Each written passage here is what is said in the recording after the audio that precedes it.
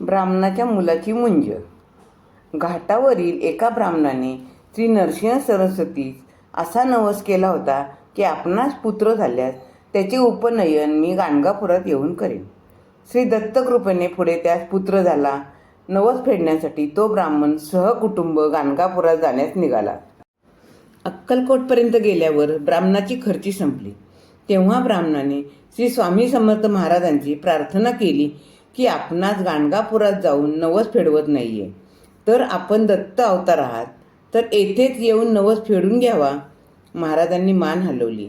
ते पाहून ब्राह्मणाला मोठा आनंद झाला. मग त्याला समर्थ कृपेने द्रव्याची मदत मिळाली आणि मुलाची मुंजही झाली. नवसाची सांगता झाल्याबद्दल ब्राह्मणास दृष्टांत रूपाने श्री दत्तांनी सांगितले. गाणगापूर येथे भक्तास अक्कलकोटात जाण्याविषयी वारंवार दृष्टांत होत असतात. त्यापैकी हा एक. अशी ही स्वामींची अगाध लीला आहे. श्री स्वामी समर्थ.